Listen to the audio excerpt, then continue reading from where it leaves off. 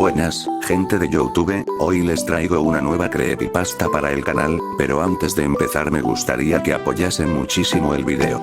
Este último mes me he ausentado porque mi celular ha tenido algunas complicaciones y por más que lo haya llevado al técnico, este aún sigue presentando algunas fallas, pero bueno, eso no le interesa a nadie, XD. En los comentarios son libres de comentar lo que se les dé la gana. Los estaré leyendo como siempre, trataré de seguir subiendo vídeos constantemente y la meta sigue siendo la misma de siempre, así que bueno, ya sin nada más que decir, empecemos con la nueva creepy. Mi nombre es Tomás, y lo que me sucedió es algo que no se lo deseo a nadie, sea quien sea que esté escuchando esto. Quiero decirles que todo lo que salga de esta grabadora es totalmente verídico, y desde aquí hago atención a todas las autoridades para que se tomen cartas en el asunto. Tengo la edad de 16 años, mi nacionalidad es chilena y mi paradero en el que me encuentro ahora mismo es desconocido. Hace alrededor de 2 semanas estaba con mis amigos hablando sobre algunos casos paranormales, pues como sabrán a nosotros nos gustaba todo lo relacionado con el mundo del terror y por ende consumíamos muchísimo ese tipo de contenido. Después de clases, como de costumbre, nos juntábamos en la casa de Max para divertirnos un rato, jugábamos una variedad de consolas de Nintendo y PlayStation, también nos dábamos el tiempo para realizar algunas tareas que teníamos pendientes y conversábamos nuestros temas personales. Un día de esos en donde pareciera que nada fuera de lo común pasaría, ocurrió un terrible hecho, algo que nunca debimos haber visto y que el arrepentimiento de nuestras vidas. Como les decía, una tarde después de clases y como habitualmente hacíamos, estábamos caminando los tres en dirección a la casa de Max, puesto que este último nos quería mostrar algo que había visto en su ordenador la noche anterior. Yo y Axel estábamos con la curiosidad por las nubes, ya que durante todo el día nuestro amigo se la pasó spameándonos y diciéndonos que había encontrado un material, algo muy extravagante y que podríamos ser los primeros en obtenerlo. Se le veía tan emocionado que inclusive sin darse cuenta nos spoileó que también había comprado una cámara para filmar toda la aventura y con ello hacer una especie de video de investigación paranormal para su canal de YouTube. Está más que claro que la mayoría de vídeos de internet en la que se aprecia avistamientos de espectros o entidades desconocidas son en su mayoría totalmente falsos, y para esta ocasión pensaba que no sería la excepción. No me negué en ningún momento a no ser partícipe de todo esto, ya que no se me entraba en la cabeza la idea de que pudiéramos ver algún fenómeno paranormal y mucho menos lograr captar algo así con una grabadora. Pero no tenía nada más importante que hacer y quería al menos ver lo que mi amigo tenía para mostrarnos. Una vez que llegamos a la casa de Max, saludamos a sus padres y nos fuimos directamente al cuarto de nuestro amigo. Mientras Max encendía su ordenador y ingresaba a una web desconocida, Axel se sentaría en el sofá de al lado y sacaría su Nintendo 3DS para jugar un juego de Mario. Por mi parte, yo estaba recostado en la cama con los auriculares puestos, escuchando a una banda de rock gótico. Ya chicos, dejen de hacer todo lo que estaban haciendo y acérquense rápidamente, había dicho Max mientras se daba la vuelta hacia atrás. Me quité los audífonos de mis oídos y desde la pantalla de la computadora pudimos observar que esta estaba en negro.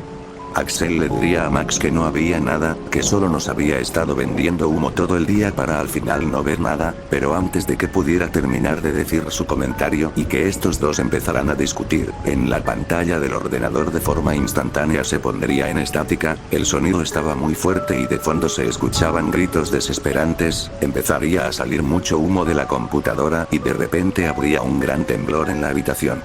Para cuando el sismo había terminado, vimos desde el suelo que el ordenador se había apagado para segundos después volverse a encender. En ella se podía visualizar a una chica de cabello largo, tenía unos ojos enormes y estaba con una máscara de color blanco con rojo puesta, llevaba consigo una espada muy larga y filuda, pero algo que pude notar es que su arma blanca estaba chorreando mucha sangre, como si recién hubiese terminado de asesinar a alguien. Luego la chica nos miraría fijamente desde la computadora de mi amigo, no nos podíamos mover porque sentíamos un miedo inmenso, pero ya habíamos estado así alrededor de 15 minutos, así que supuse que la computadora simplemente se había bugueado.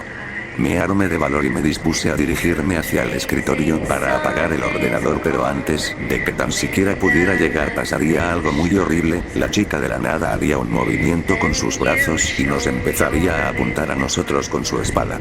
para posterior a eso mostrarse otra escena en donde se podía ver que estaban los padres de Max atados a una silla con una venda en sus ojos y en la boca. Nos habíamos quedado en shock y mi amigo se pondría totalmente loco. Rápidamente se paró del suelo y intentaría abrir la puerta de su habitación, pero esta simplemente no se abría. Maximiliano empezaría a llorar desconsoladamente en el suelo, mientras que en la pantalla de la computadora evidenciamos una escena de terror. Los padres de mi amigo habían sido brutalmente mutilados por esa espada, y sus almas se irían directamente a esa arma blanca. No podía creer lo que habían visto mis ojos, estaba muy horrorizado y no podía controlar mis emociones. Lo peor vendría después cuando de repente alguien empezaría a golpear la puerta de la habitación. Eran los padres de Max, pero eso era imposible ya que los habíamos visto morir. Antes de que pudiéramos detener a Maximiliano de abrir la puerta a este último, se le atravesaría una enorme espada en su estómago y moriría de forma instantánea.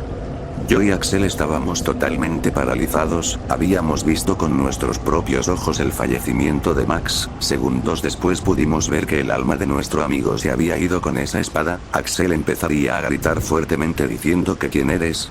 ¿Qué quieres de nosotros y por qué nos haces esto? Cuando de la nada pude ver a una silueta moverse a una velocidad extremadamente rápida, volteé mi cabeza para ver a mi amigo, pero al momento de hacerlo solo vi un cuerpo parado sin cabeza y chorreando líquido rojo en todo el lugar. Mi corazón se empezaba a acelerar rápidamente y se me empezaban a caer las lágrimas de mis ojos. Me había quedado paralizado del miedo y tenía la mirada perdida en el suelo. De repente percibo como alguien está parada enfrente de mí y siento algo muy filudo rozándome el cuello. Todo estaba perdido para mí, o eso pensaba, hasta que en la pantalla del ordenador se mostró la intro de una caricatura de superheroínas de DC.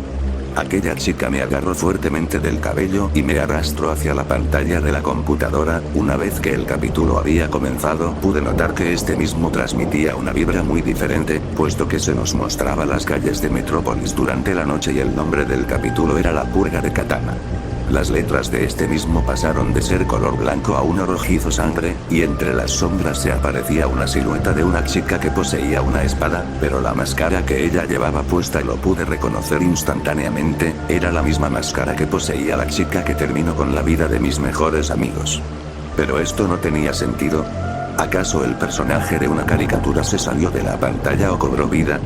No tiene ningún tipo de sentido. Quizás el traje de esta individua esté inspirado en uno de los personajes del mundo de los cómics, pero eso no explicaría lo que vieron mis ojos. Pude ver cómo las almas de mis amigos salían de sus cuerpos y esa espada se los absorbía. Además, los movimientos de esa chica eran completamente inhumanos. Las siguientes escenas eran bastante fuertes. Katana mataba sin piedad a cada delincuente que se cruzaba en su camino, pero a diferencia de la serie, en esta versión la espada china acababa brutalmente con sus adversarios. A algunos les cortaba sus extremidades, a otros simplemente los partía en dos, y en ocasiones se podía ver que ella disfrutaba cuando hacía torturar a sus víctimas.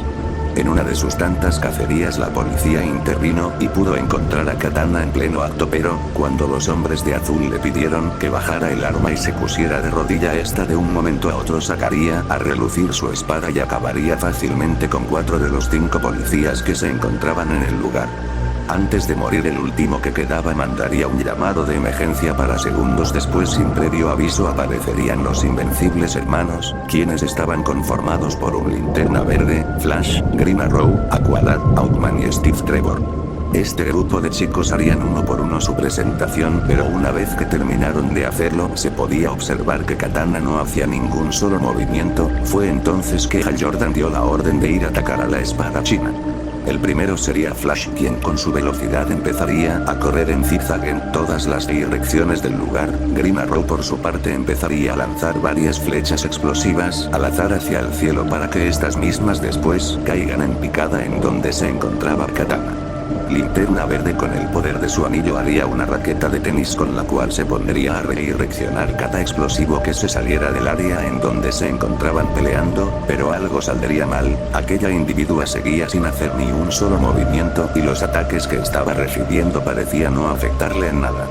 Fue en ese entonces en donde en un instante, y sin que nadie se diera cuenta, Katana sacaría la roba almas para cortarles las piernas a Fla. Este último caería hacia el suelo y al ver que ya no podía correr empezaría a gritar de desesperación.